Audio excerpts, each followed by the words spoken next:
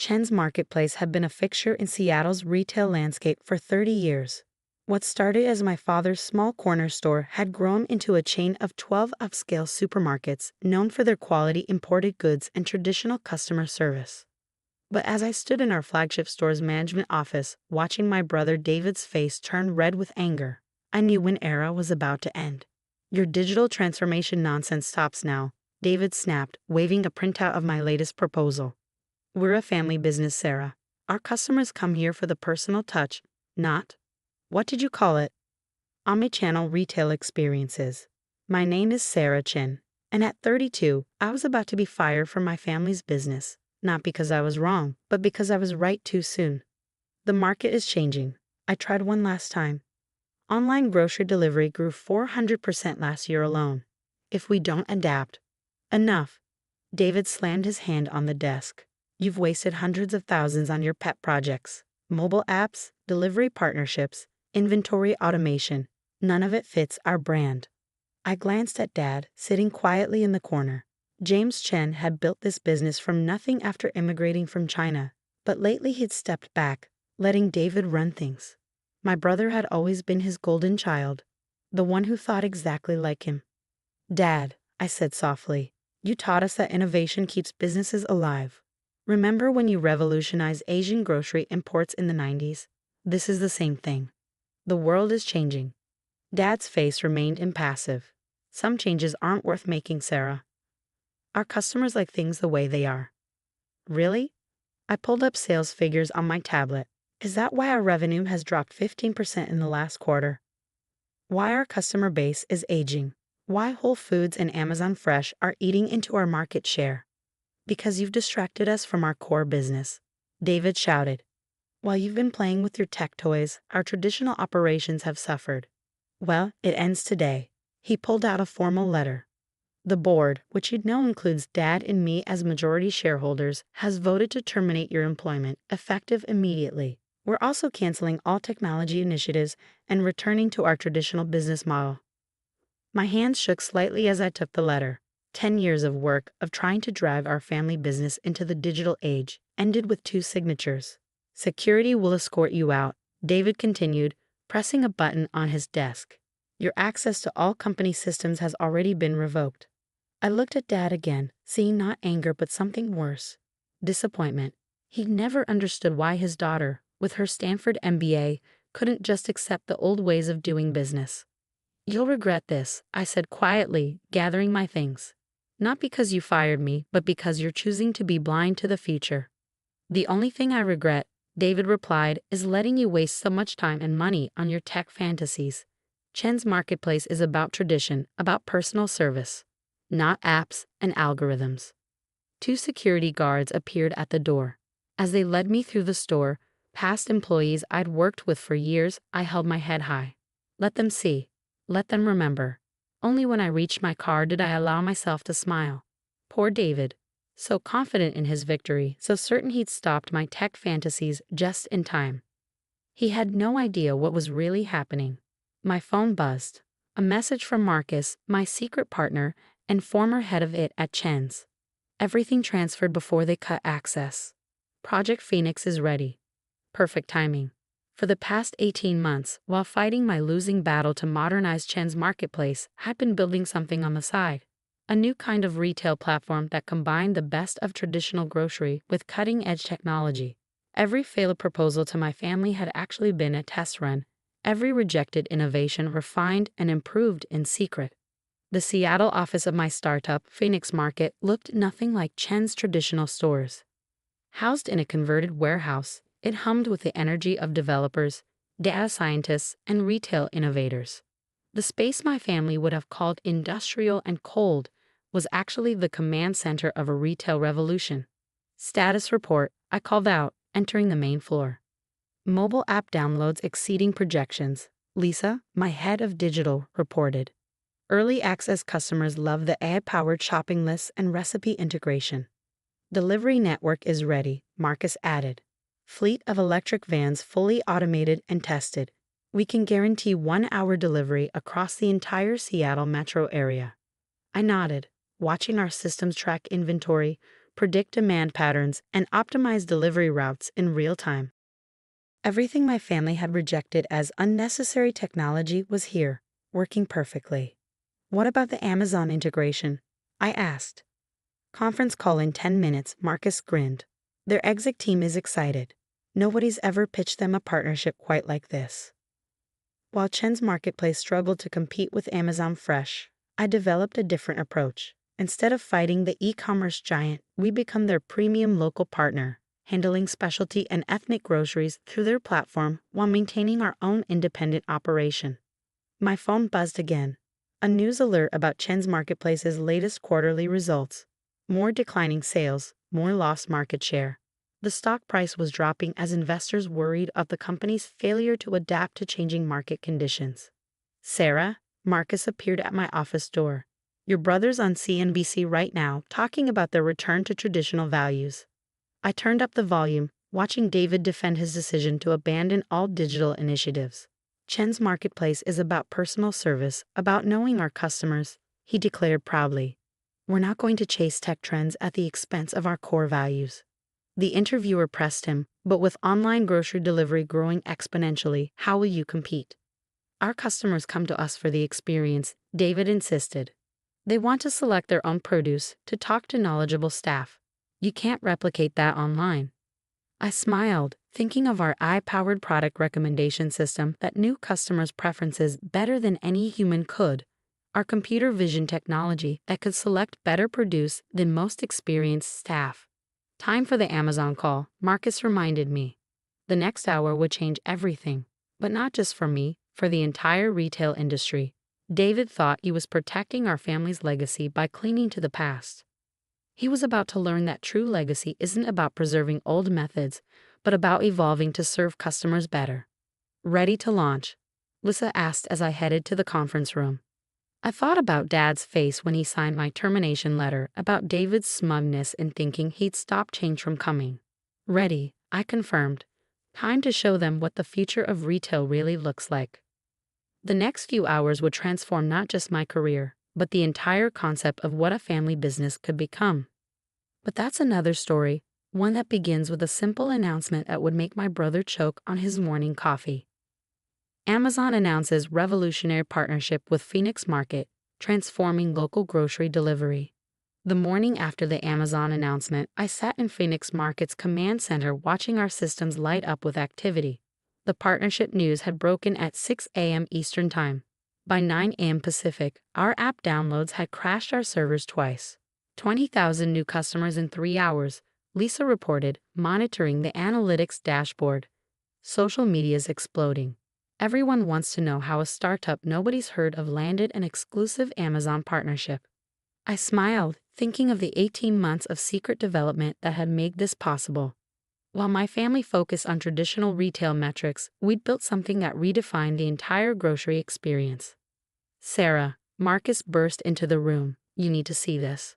Chen's marketplace stock is in freefall, down 30% since the market opened. I pulled up the financial news on my tablet. The headlines were brutal. Chen's marketplace future in doubt as Amazon partners with innovative competitor.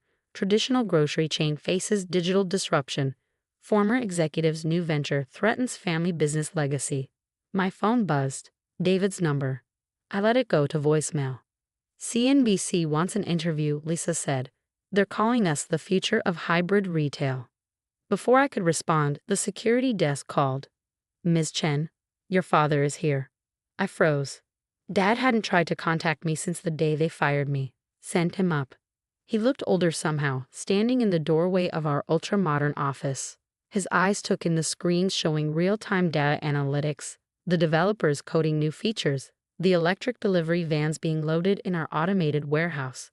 This is what you were trying to tell us, he said quietly. All those proposals, all those ideas we rejected. This is just the beginning, I replied. Would you like to see how it really works? For the next hour, I showed him everything. The AI system that learned customer preferences and automatically suggested recipes based on dietary restrictions and past purchases. The computer vision technology that sorted produce better than human hands. The automated warehouse where robots picked and packed orders with 99.9% accuracy. That's why Amazon chose us. I explained as we watched the system work. We're not just another delivery service. We've reinvented the entire grocery experience. And our customers? Dad asked. The ones who like traditional shopping? I pulled up our customer interface. They can still have it. Our stores combine digital convenience with personal service. Watch. I showed him how customers could chat with real product experts through the app. How our smart shopping carts guided people through physical stores while suggesting complementary items. How our system remembered every preference and interaction. This isn't destroying tradition, I said softly. It's evolving it, making it better. Dad was quiet for a long moment. Your brother is calling an emergency board meeting. Chen's stock has lost almost half its value since your announcement. I know. He wants to sue you, claims you stole company secrets. I laughed. Everything we built here is original. Every innovation they rejected, we developed from scratch. Check the patents. Before he could respond, Marcus rushed in. Sarah, you need to see this. Chen's just announced they're launching their own delivery service. They're trying to partner with Instacart. I pulled up their press release and shook my head. Too little, too late. They still don't understand. This isn't about delivery. It's about reimagining the entire retail experience. As if to prove my point, our screens lit up with new data. The lunchtime rush was starting, and our AI was already adjusting delivery routes, predicting demand spikes, ensuring every order would arrive exactly when promised. 3 minutes average delivery delay, Lisa announced proudly, across 5,000 active orders. Dad watched the system work, and I saw something change in his expression. The same look he had 30 years ago when he first realized he could revolutionize Asian grocery imports. The board meeting, he said slowly. Would you come? I hesitated. To what end? To show them this. All of it, before we make another mistake. 2 hours later, I stood in Chen's Marketplace's familiar boardroom. The same room where they'd fired me, now filled with panicked board members watching their investment collapse. David was mid-rant when I walked in. Have to stop them. They're destroying everything we've built. No, I said clearly. We're building something better, and you can either adapt or become obsolete. What followed was the most intense presentation of my life. I showed them everything, the technology, the customer data, the growth projections. With each slide, the reality of their situation became clearer. We're not just losing market share, I concluded. We're losing the future. Every day you cling to outdated methods, you fall further behind. So what's your point? David snapped. You've won. Come to gloat. I've come to offer a partnership. The room went silent. Phoenix Market has the technology and innovation.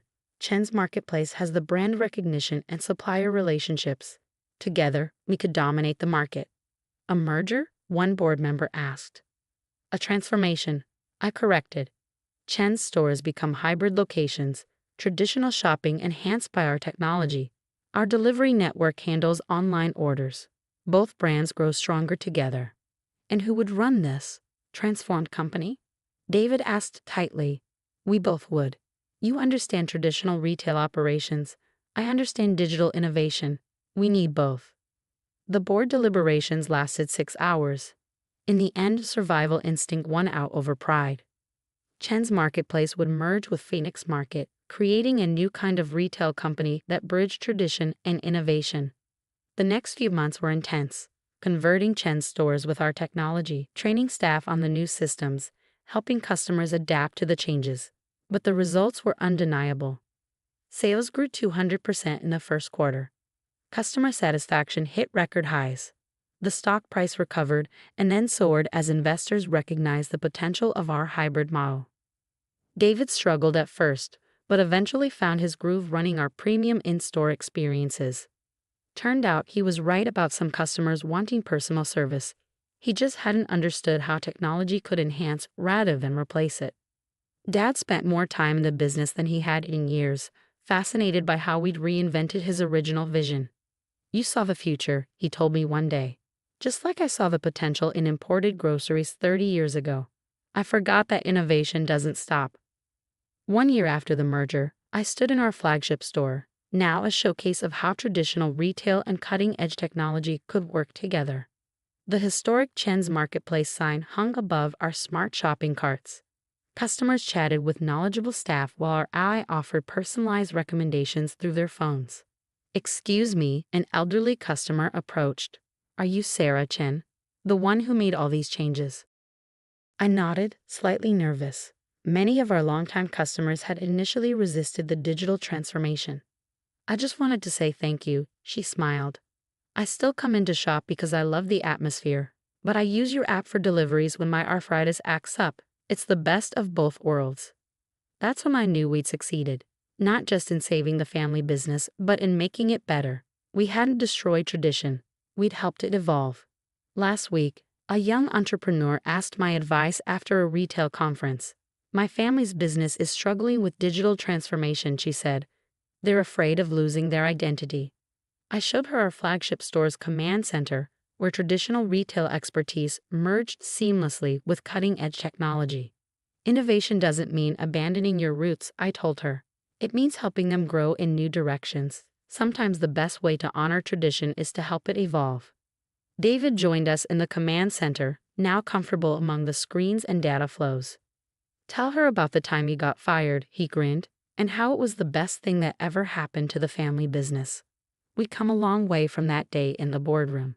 The company continued to grow and innovate, but now we did it together. Tradition and technology, past and future, family and progress all working in harmony. As I write this from my office overlooking our hybrid retail operation, I think about how far we've come. The tech fantasies that got me fired have transformed not just our family business, but the entire retail industry. Dad still comes to work every day, proud to see his immigrant's dream evolve into something he never imagined. David has become a champion of innovation, always pushing us to find new ways to enhance the customer experience. And me? I learned that true innovation isn't about destroying the old to make way for the new. It's about finding ways to make them work together, creating something better than either could be alone. After all, family businesses, like families themselves, don't have to choose between tradition and progress. They just need the courage to let both grow together.